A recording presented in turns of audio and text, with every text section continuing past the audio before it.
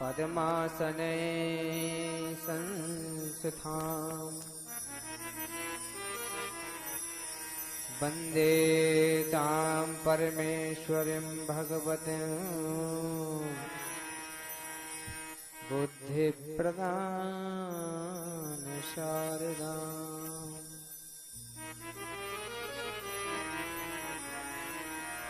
जय जय जय राधा रमण, जय जय नवल किशोर,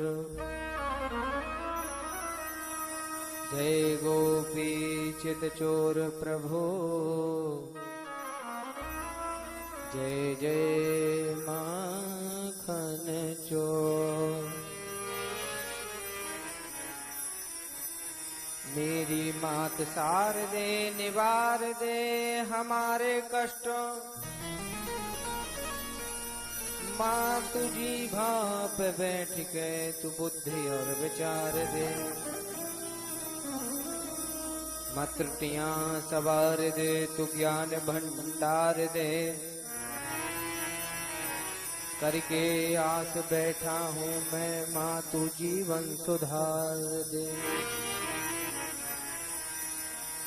बोले श्रीमद् भागवत महापुराण की जय हो। आइए सर्वप्रथम हम लोग आज षष्ठम दिवस की कथा में प्रवेश करते हैं और कल हमने जैसे सुना कि आज नंद बाबा के यहाँ नंदोत्सव मन रहा है। समस्त गोप ग्वाले नंद जी के यहाँ उत्सव मना रहे हैं। भगवान कृष्ण का जन्म हुआ है। सभी बड़े प्रसन्न हैं, उत्साह पूर्वक नृत्य कर रहे हैं। आज तो नंद बाबा को इतनी प्रसन्नता हुई, नंद बाबा को इतनी प्रसन्नता हुई कि उन्होंने अपना सर्वस्व दान करने का संकल्प ले लिया। वो आज प्रसन्नता में इतने उद्यत हो गए कि उन्होंने उनके हाथ आज जो कुछ भी लग रहा है सब कुछ वो बांटते चले जा रहे हैं, क्योंकि पुत्र के 90 साल की उम्र में नंद बाबा को पुत्र हुआ है और पुत्र की प्रसन्नता में उन्होंने गौएं, रत्न, आभूषण सब बांटना प्रारंभ कर दिए। और जो भी लोग आ रहे हैं यही पता नहीं नंद बाबा को किसको क्या देना है। किसी को रत्न दे दिए, किसी को आभूषण दे दिए, ब्राह्मणों को स्वर्ण दे दिया। आज कुछ ना कुछ देते चले जा रहे हैं।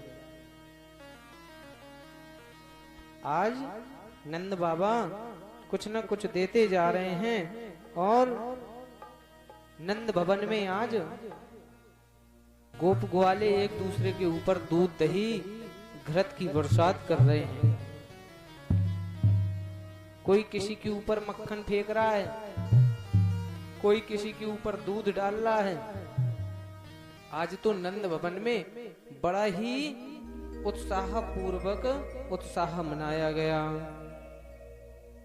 और यहाँ नंदोत्सव मन रहा है। और कुछ ही समय के बाद बाबा नंद को याद आया कि मैं तो नंद के पुत्र के उत्सव में ही लगा हूं, पुत्र के उत्सव में ही लगा हूं। आज तो कंस के यहाँ मुझे कर भी देने जाना है, क्योंकि कंस का जब राज आया, अग्रसेन को हटाकर कंस जब राजा बना तो कंस ने क्या किया कि उसने जितने जो भी व्यक्ति गौपालन करते थे उन पर टैक्स लगा दिया।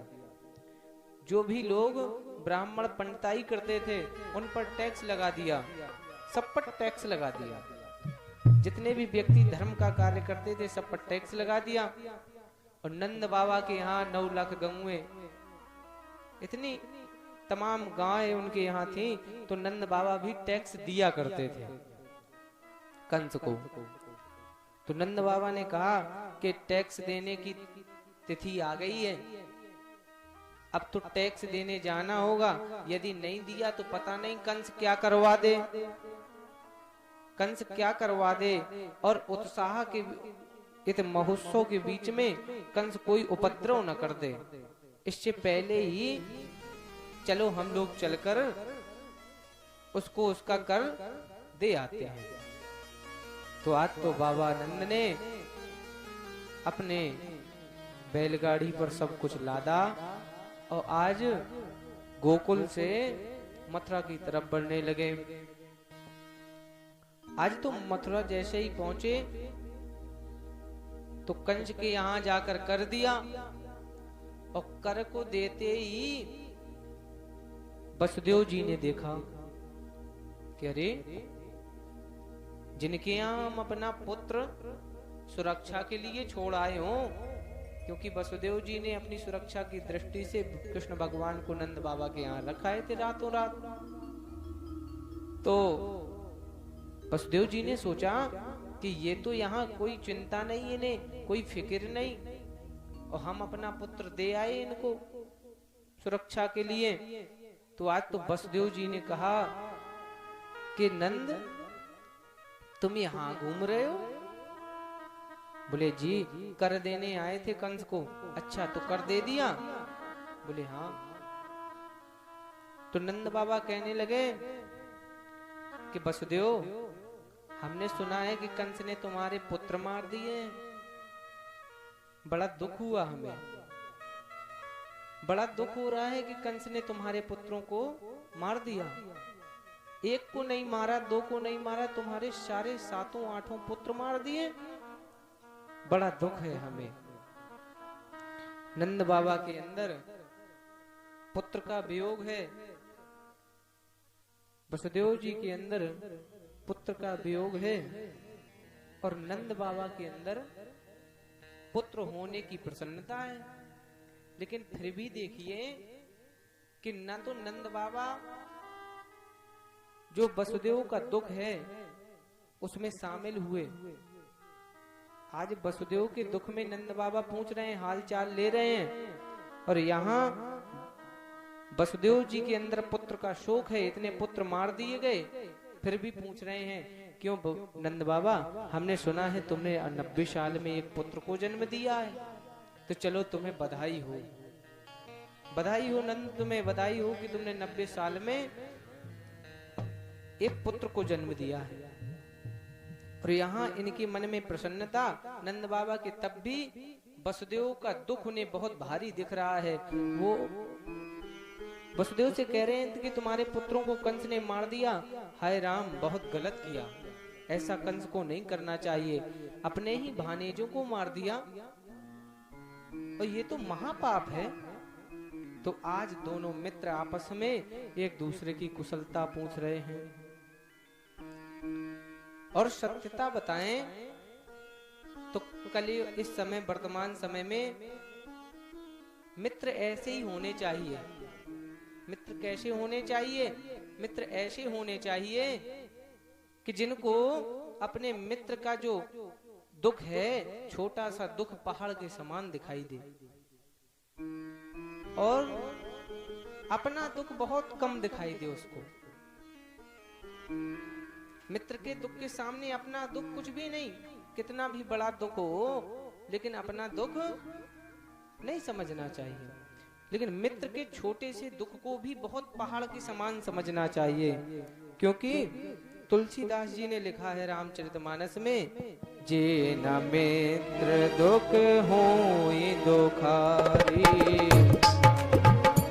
दुख होई दुखारी, जे न मित्र दुख होई दुखारी, जे न मित्र दुख होई दुखारी, जे न मित्र दुख होई दुखारी, नहीं विलोकत पातक भारी, नहीं विलोकत पातक भारी, नहीं विलोकत पातक भारी, नहीं विलोकत पातक भारी।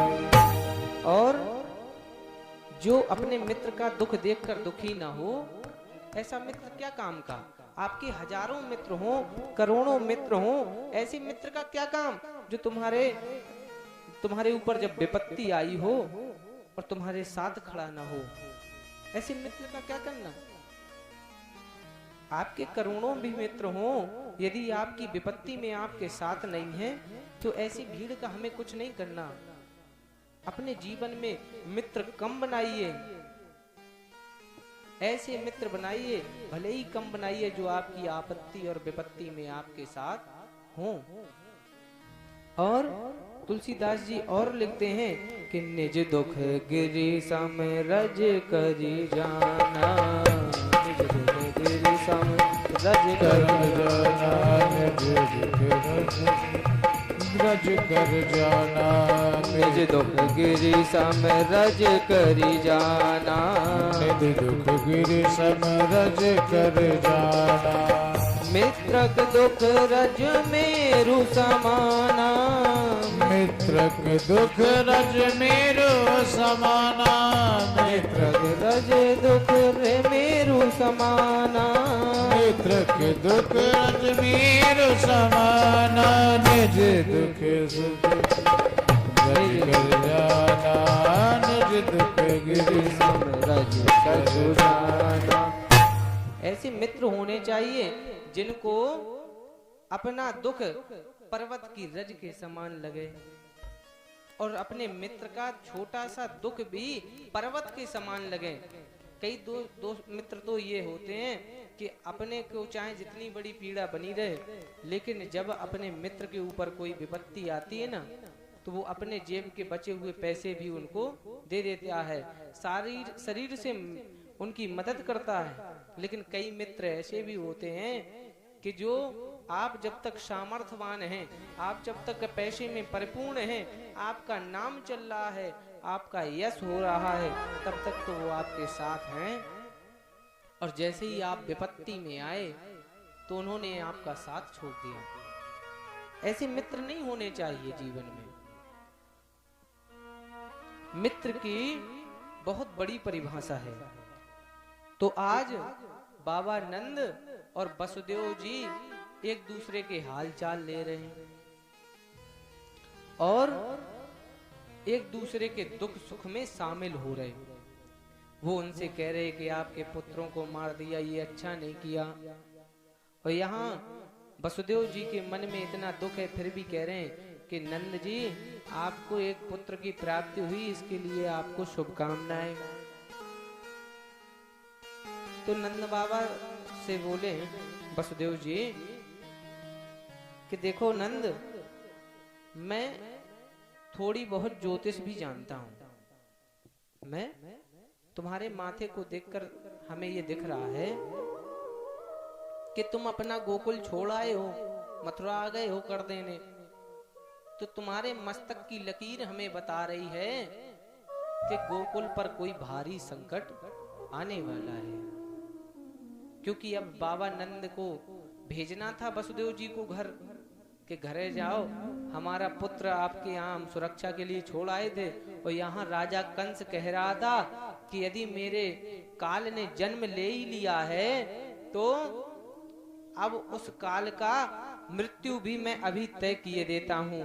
जो 1 वर्ष के जो जितने बालक हैं, 1 वर्ष से छोटे, उन सभी बालकों को मार दिया जाए। तो ये वसुदेव जी सुन आए थे। तो वसुदेव जी ने कहा कि हो सकता है कंस तुम्हारे यहाँ भी किसी को भेज दे, और क्योंकि हमारा पुत्र हम तुम्हारे यहाँ सुरक्षा के लिए छोड़ आए और तुम यहाँ घूम रहे हो, पता नहीं कौन वहां काम तमाम करके चला जाए। तो इसलिए बात बनाकर वसुदेव जी के कह रहे हैं कि नंद, हमने तुम्हारे माथे को पढ़ा है, तुम्हारे ये माथे की लकीर बता रही है कि और हमारी ज्योतिष की गणित बता रही है कि गोकुल में कोई भारी संकट आने वाला है। तो नंद तुम ऐसा करो कि यहाँ से कर दे ही दिया है, अब तुम अपने गोकुल की ओर प्रस्थान करो। अब तो जैसे ही नंद बाबा ने ये सुना कि अरे वसुदेव ने कहा है कि मैं ज्योतिष का प्रकांड विद्वान हूं, और उसने कहा है तो कुछ ना कुछ अवश्य होने वाला है। अवश्य में वो भोक्तव्यम, कुछ ना कुछ यदि कुछ कहा है तो ये जरूर किसी न किसी विषय को सोच कर कहा होगा। हे नारायण, हे प्रभु, मैं यहाँ हूँ, जब तक मैं घर पहुँचूं तब तक हमारे पुत्र की रक्षा करना। ऐसा कहते हुए नंद जी आज घर पहुंच रहे हैं। और इधर इधर कंस ने कहा, योजना बनाई कि मेरा काल जन्म ले लिया है, तो अपने सभी सभासदों से कहा, राक्षसों से कहा, मित्र गणों से कहा कि सुनो, अभी तो वो बालक छोटा है, जन्म लिया है कृष्ण ने, कलुआ जिसका नाम है, उसने जन्म लिया है, वो तो अभी लड़ भी नहीं पाएगा, तो अभी निपटा दो उसको, खत्म कर दो, अभी मार दो, बाद की क्या बात, अभी मार दो। तो के मारेंगे कैसे, योजना बना रहे कि मारेंगे कैसे। तो राक्षसों ने कहा, भैया हमारे बस का तो है नहीं, क्योंकि हम घर में जाएंगे और माताएं जिनके यहाँ छोटा बच्चा होता वो तो बड़े हृदय से लगा कर रखती, कोई ना कोई लिए ही रहता, तो हमें तो कोई घुसने देगा नहीं, हमें कोई नहीं घुसने देगा, हमें तो गांव के लोग मिलकर पिटाई और कर देंगे, तो हमें तो जाना है नहीं। बोले फिर तरकीब लगाइए कुछ, मारना तो है ही उसे। तो बीच सभा में पूतना खड़ी हुई, बोली महाराज ऐसा करते हैं कि तुम लोगों को कोई घुसने नहीं देगा और हमें कोई रोकेगा नहीं। क्यों? क्योंकि हम स्त्री हैं, ऐसा रूप बनाकर जाएंगे, उन सभी के बीच में घुस जाएंगे और महाराज मार के तुरंत चले आएंगे, कोई नहीं जान पाएगा कैसे मारा गया, ये तो सब विचार में ही पड़े रहेंगे। तो कंस ने कहा, तुमने बड़ी अच्छी तरकीब लगाई, अच्छा ऐसा करो, कृष्ण की मृत्यु का काम मैं तुम्हें सौंपता हूं, तुम ही जाकर उसको निपटा के आ जाओ बस। तो कहा ठीक है। आज तो पूतना गई और पूतना ने माया से अपने शरीर को बड़ा सुंदर बना लिया। आज पूतना सज गई, बहुत सुंदर स्वरूप बनाया, इतना सुंदर स्वरूप बनाया कि आज तो जो गोकुल की गोप हैं, ग्वालन हैं, वो भी उसके सामने फीकी लग रही। तो आज उसने अपना स्वरूप बनाकर और गोकुल की ओर प्रस्थान कर दिया। अब गोकुल में जैसे ही पहुंची तो बाबा नंद तो घर नहीं पहुंच पाए, पहले कृष्ण जी की मौसी पहुंच गई, पूतना पहुंच गई। अब जैसे ही पूतना अपना स्वरूप बनाकर अंदर पहुंची तो नंद भवन में प्रवेश किया उसने और अंदर गई तो आज तो गोप ग्वालिन कह रही, इतनी सुंदर स्त्री पहले कभी मैंने गोकुल में नहीं देखी। क्योंकि माताओं का स्वभाव होता, किसी की नई बहू आए तो वो पहले मुंह देखने जाती, तो वो एक दूसरे को सभी को जानती। बोले माँ यशोदा से कुछ गोप ग्वालन कह रही हैं कि मैंने तो इतनी सुंदर स्त्री अपने गोकुल में नहीं देखी, ये कहाँ की स्त्री है, बड़ी सुंदर है, बड़ी रूपवती है, कौन है ये। तो चलो उसी से पूछ लेते हैं, जब किसी को समझ में नहीं आया तो उसी से पूछने के लिए चल दी। तो उसी से पूतना से पूछा कि तुम कौन हो, काशिश तुम कौन हो तुम। तो पूतना बता रही, महाराज माता यशोदा, मैं इस नगर में अभी मेरा नया विवाह हुआ मेरा, लेकिन महाराज तो बोले मैंने तो तुमको अभी ये कभी देखा नहीं, तुम्हारा चेहरा देखने तो हम गए नहीं, मुंह चायना करने गए नहीं, कब हुआ विवाह। बोले अभी हुआ 5-6 दिन पहले। अच्छा तो तुम कैसे घर से आ गई, क्योंकि जब तक कहा जाता है कि यदि बहू का मुंह जब तक न देख लिया जाए, मुंह चायने का बिलुआ न हो जाए, तब तक वो देहरी से बाहर नहीं निकलती। तो बोली तुम तुरंत भागी कैसे चली आ रही हो। बोले माता यशोदा, ये मैं कह रही हूँ क्योंकि मेरे घर की बूढ़ी डुकरियां डुकरा सब भागत आपके महल की तरफ जा रहे थे, तो हमने सोचा नंद जी की यहाँ कुछ हुआ है। और जब अच्छी चीज होती है तो सबको आना चाहिए माता, इसी विचार से हम भी पीछे से निकल आए। अच्छा अच्छा, क्यों आ गई, क्या बात? अच्छा बात ये माता कि हम भी दर्शन कर लें थोड़ा। बोले बिल्कुल। तो बोले कहाँ है लाला? बोले लाला, लाला तो झूले में पड़ा है, देख लो जाकर।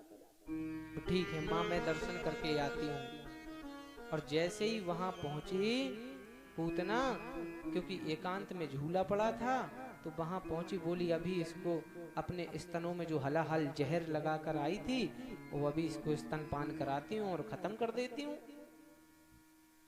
तो उसने जैसे ही अपने स्तनों को खोला और जैसे ही भगवान के सामने पहुंची, तो भगवान ने आंखें बंद कर ली।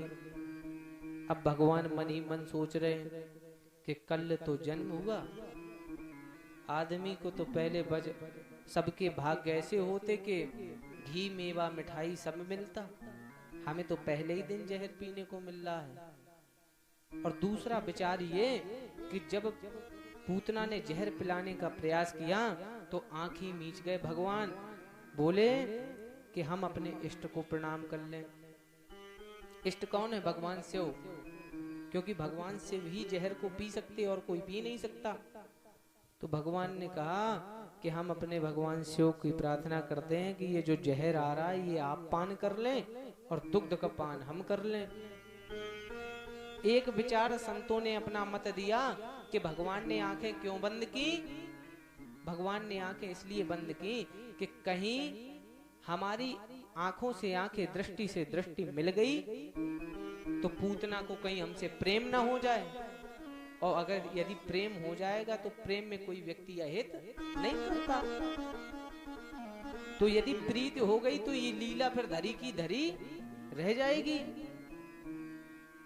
तो भगवान के अपने अपने संतों के मत हैं। तो भगवान ने भगवान शिव से प्रार्थना की कि ये जो जहर है आप पी लें। और जैसे ही पूतना ने अपना स्तन पान कराया, भगवान ने स्तन को पकड़ा और दाबना प्रारंभ कर दिया। अच्छा, ये पूतना कौन है? ये पता है आपको? पूतना है कौन?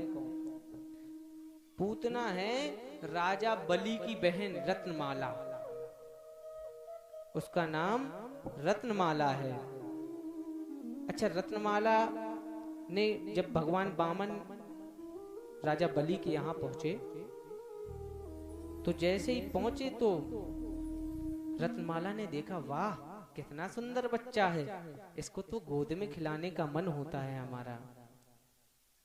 तो ऐसा विचार आया, और जैसा ऐसा विचार आया तो तुरंत भगवान ने कहा इतना प्रेम से कह रही है तो इसको अगले जन्म में हम इसके गोद में खेलेंगे।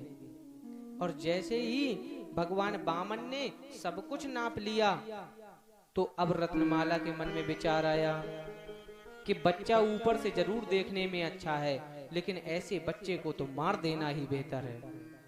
अरे भगवान ने कहा हम ये भी आपकी पूर्ति कर देंगे, जो आपका मारने का ख्याल आया है ना, तो तुम ये भी पूर्ण कर लेना और हमें होली में अपने खिला भी लेना।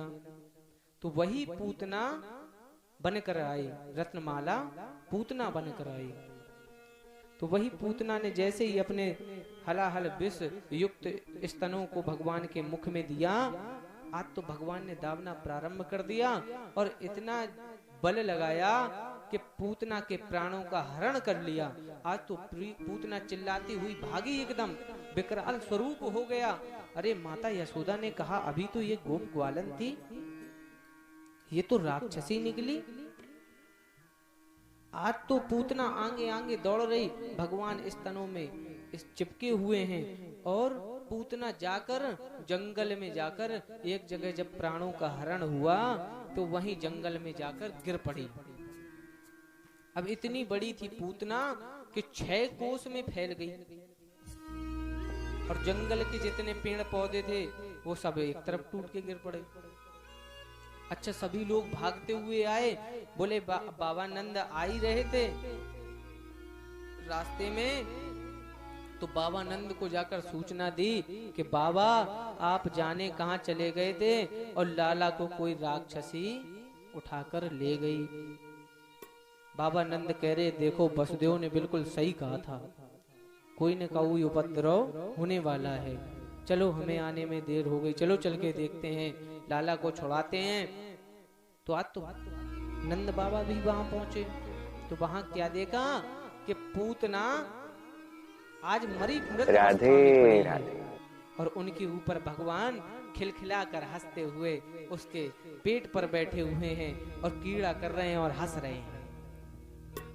अरे बाबा नंद ने कहा इसको उतारो जल्दी, इतनी बड़ी राक्षसी से जाने कैसे बच गया, इसको उतारो, हमारे लाला को हमें लगता किसी की नजर लग गई है, चलो इसको घर ले चलो। आज तो जैसे ही लाला को घर भेजा तो सब गोप ग्वाले कहने लगे महाराज रास्ता अवरुद्ध है, रास्ते में पड़ी है पूतना, आवागमन कैसे होगा। तो बाबा नंद ने कहा कि अरे आवागमन की चिंता है तो यही जो पूतना गिरी है इससे जो पेड़ निकले हैं इसी के ऊपर डाल लो और आग लगा दो, बर्फ जल जाएगी और सुबह यमुना में डाल देंगे। तो आज तो जितने पेड़ पौधे थे भगवान ने बाबा नंद ने किनारे किनारे लगाकर आज पूतना में अग्नि दिलवा दी और पूतना भस्म हो गई। लेकिन जब भस्म हुई पूतना का शरीर जल रहा था, उसी समय क्या हुआ कि पूतना के समय शरीर से दुर्गंध की जगह खुशबू आने लगी। तो कई लोगों ने कहा कि महाराज पूतना तो राक्षसी थी, उससे तो दुर्गंध आनी चाहिए, खुशबू कैसे आ गई। क्योंकि जो राक्षसी होते नीच प्रवृत्ति के होते उनके तो दुर्गंध आती, सुगंध कैसे आ गई। भाई अच्छे व्यक्तियों को सुगंध आती और गंधियों को दुर्गंध आती, तो पूतना तो राक्षसी थी महाराज। तो एक संत कहते हैं कि पूतना भले ही राक्षसी थी लेकिन इतने सुंदर भाव से आई थी भगवान को दूध पिलाने, तो भगवान ने उसे अपने माता की गति प्रदान की, इसलिए वो उसके शरीर से सुगंध आना प्रारंभ हो गई। इस प्रकार पूतना का भगवान ने मोक्ष प्राप्त करवाया भगवान ने पूतना को, और उसके बाद भगवान पुनः अपनी कीड़ा में लग गए। कीड़ा में लग गए, सब गोप ग्वाले प्रसन्नता पूर्वक रहने लगे और प्रसन्नता पूर्वक रहते हुए वो आज बड़े खुश हुए क्योंकि पूतना अब चली गई। लेकिन अब बाबा नंद ने कहा यशोदा माँ से सुनती हो, अब हमें लगता है लाला को बड़ी सुरक्षा की जरूरत है।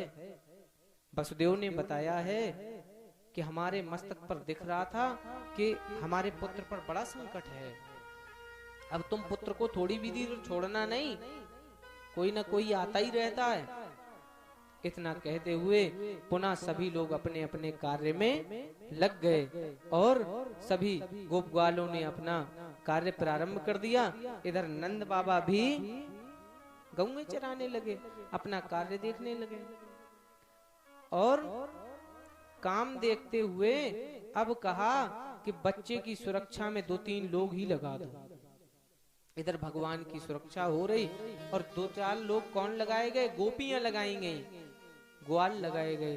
गोपी ग्वाल आज खेल रहे हैं और गाना हो रहा है, गा रही है लालने पालने में कि कन्हैया झूले पालना, निक धीरे झोटा दीजो, कन्हैया झूले पालना, निक धीरे झोटा दीजो, कन्हैया झूले पालना, निक धीरे झोटा दीजो, कन्हैया झूले पालना, निक धीरे झोटा दीजो, कन्हैया झूले पालना, नित होले झोटा दीजो, नित होले झोटा दीजो, नित होले झोटा दीजो, नित होले झोटा दीजो, नित होले झोटा दीजो, कन्हैया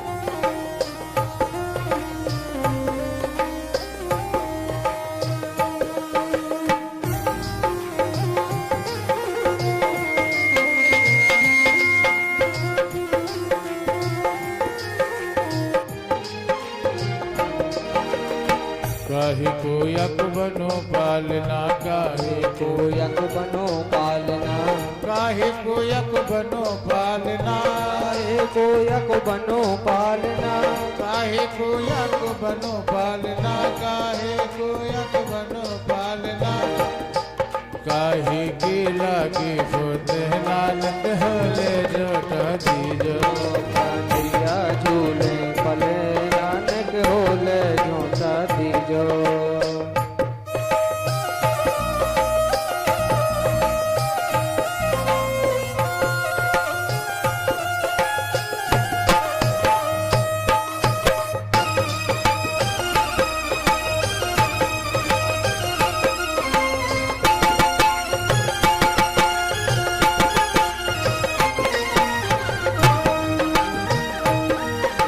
चंदन को यक बनो पालना, चंदन को यक बनो पालना, चंदन को यक बनो पालना, चंदन को यक बनो पालना, चंदन को यक बनो पालना, चंदन को यक बनो पालना, सबकी लागे फोने नाल बोल जोटा